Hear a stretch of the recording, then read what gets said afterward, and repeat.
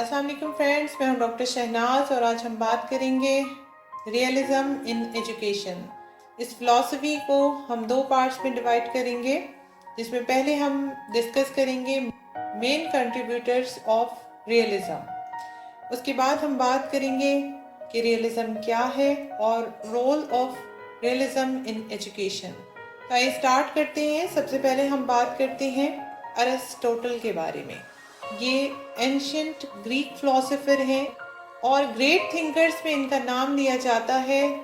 Politics में, psychology, ethics and philosophy में इनका जो टाइम है वो है 384 बीसी से 322 बीसी तक। ये पैदा हुए चाल्सिडस के टाउन स्टेजेरा में।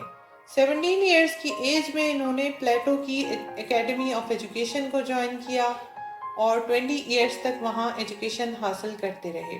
उसके बाद प्लेटो के इंतकाल के बाद इन्होंने फ़िलासफ़ी को टीच करना शुरू किया और 338 में इन्होंने अलेक्जेंडर द ग्रेट को टीच किया। 335 बीसी में इन्होंने अपना स्कूल एथेंस के अंदर कायम किया, जिसे लाइसियम के नाम से जाना जाता है।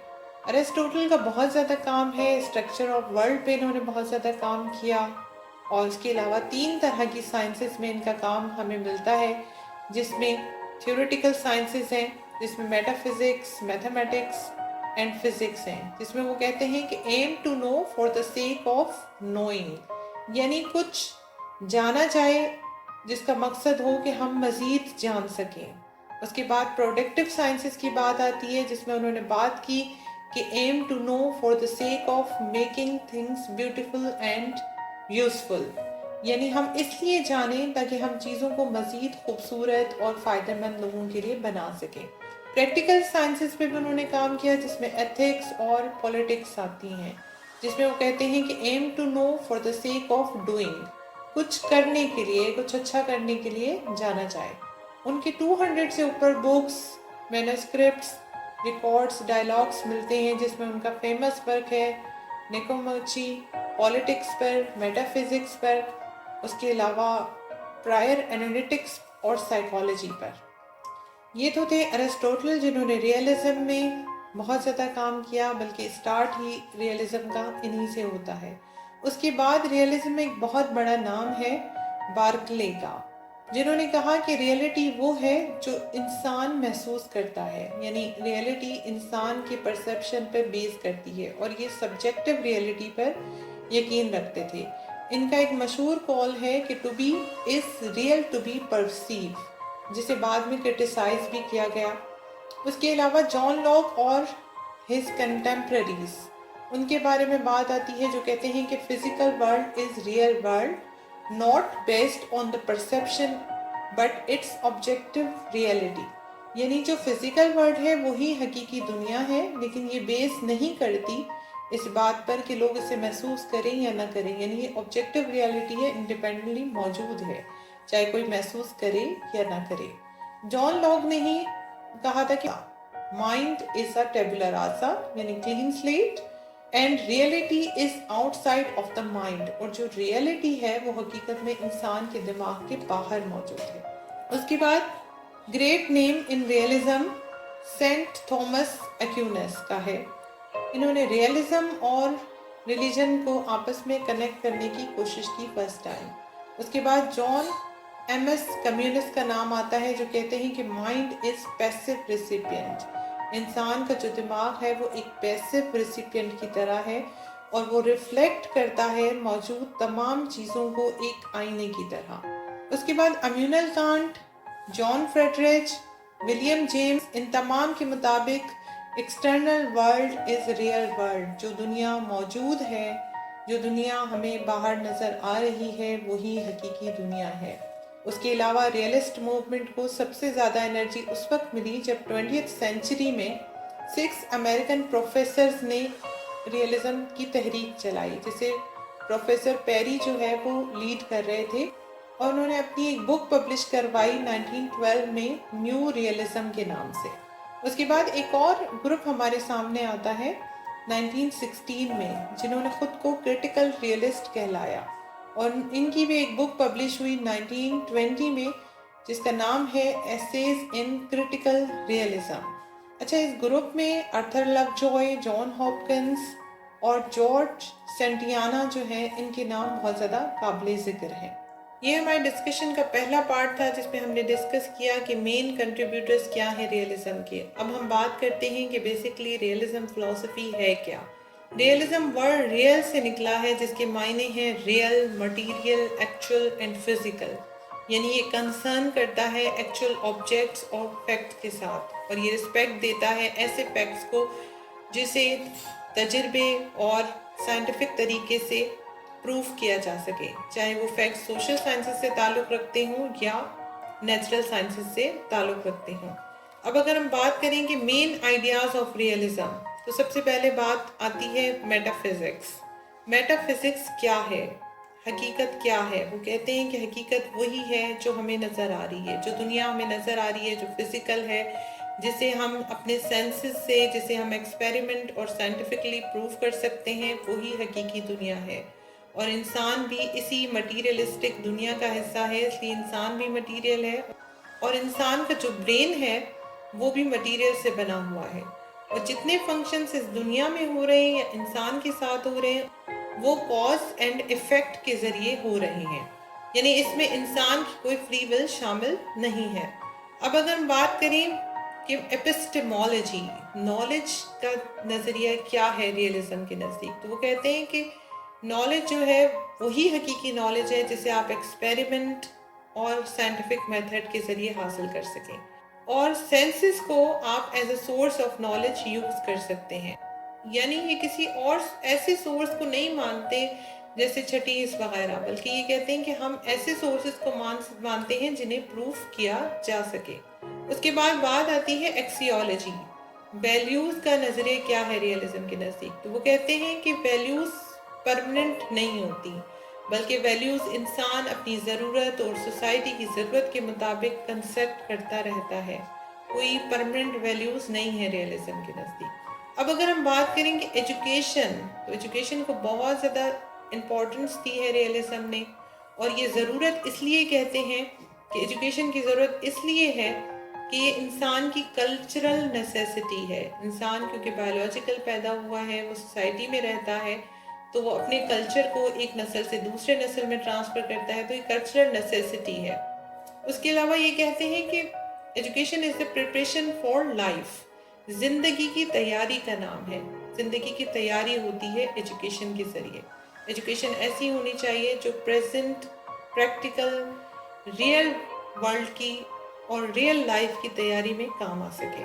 اس کے بعد اگر ہم بات کریں کہ ریئلزم کے نزدیک ایجوکیشن کے ایمز کیا ہیں، تو وہ کہتے ہیں teach truth then the beauty, خوبصورتی نہ پڑھائیں اسٹوڈنٹس کو، بلکہ آپ یہ پڑھائیں کہ ریئلٹی کیا ہے، حقیقت کیا ہے، اور بچے کو زندگی کے پریکٹیکل لائف کو سمجھنے کے قابل بنائیں، to understand present practical life.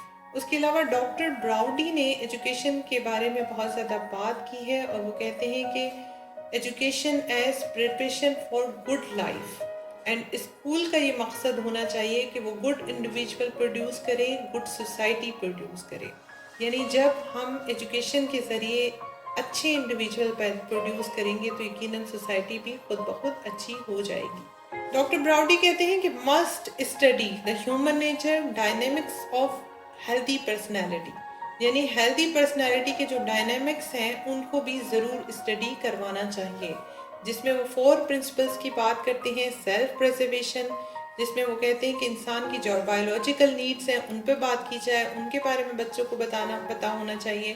Self determination, وہ خود کو سیلف ڈٹرمن کر سکے، وہ اپنی اسٹرینتھ اور ویکنیسز کو جان سکے۔ اس کے بعد وہ بات کرتے ہیں نیکسٹ پرنسپل میں سیلف ریئلائزیشن، یعنی انسان اپنی ریئلائزیشن کر سکے کہ اس کے اندر کیا پوٹینشیلٹیز ہیں، وہ انہیں کیسے استعمال کر سکتا ہے، کہاں استعمال کر سکتا ہے۔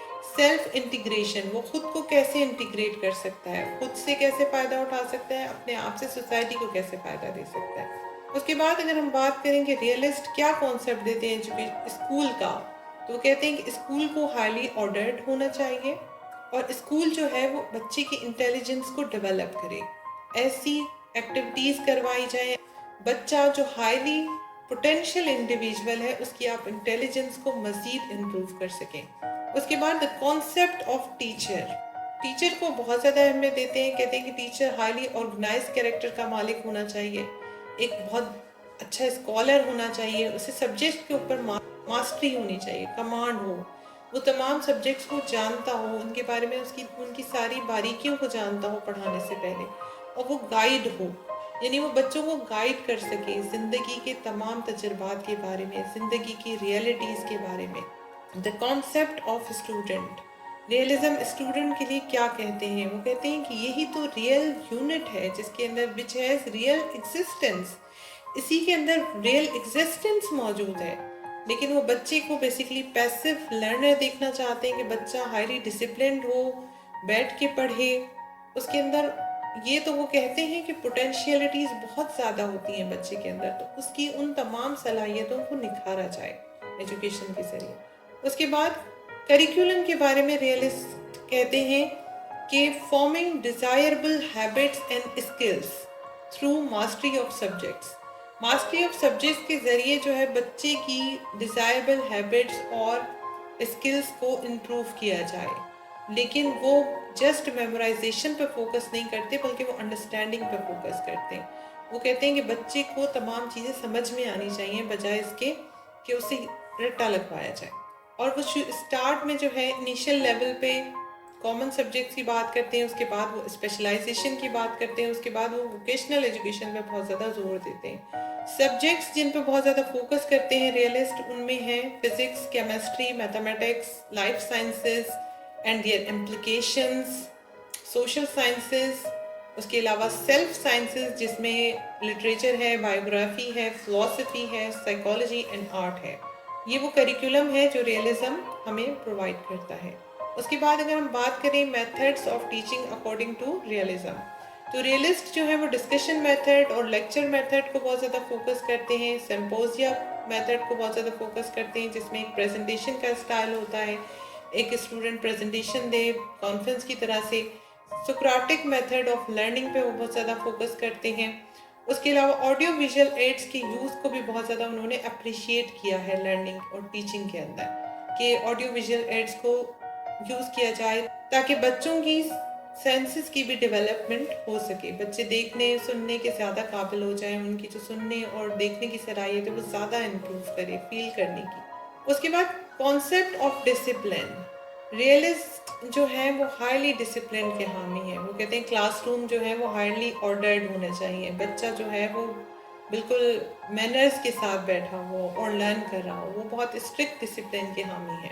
उसके बाद अगर हम बात करें कि असेसमेंट हम इसकी रियलिज्म की क्या कर सकते हैं, तो एक बेहतरीन फ़िलासफ़ी है। आजकल के ज़माने में भी एक्सपेरिमेंट और साइंटिफिक मेथड पे बहुत ज़्यादा फोकस करती है, लेकिन ये एक एक्सट्रीम रिएक्शन है आइडियलिज्म का, यानी आइडियाज़ को उन्होंने बिल्कुल ही नज़रअंदाज कर दिया है और ये बिल्कुल मटीरियलिस्टिक एक फ़िलासफ़ी हम इसको कह सकते हैं। और इन पे एक और क्रिटिसिज्म भी किया जाता है कि नॉलेज को बहुत ज़्यादा फोकस करते हैं और स्टूडेंट को इन्होंने किसी हद तक नज़रअंदाज किया है। लेकिन इन तमाम तर खूबियों के साथ ये एक बहुत बेहतरीन फ़िलासफ़ी है जिसका आज भी बहुत ज़्यादा इम्प्लीकेशन मौजूद है। तो फ्रेंड्स, ये था हमारा आज का डिस्कशन। उम्मीद है आपके लिए यूज़फुल साबित होगा। अगर ये पसंद आए तो आप इसे लाइक और शेयर करें, चैनल को सब्सक्राइब करें। हम नेक्स्ट टाइम मिलेंगे किसी नए और इम्पोर्टेंट टॉपिक के साथ। तब तक के लिए अल्लाह हाफ़िज़।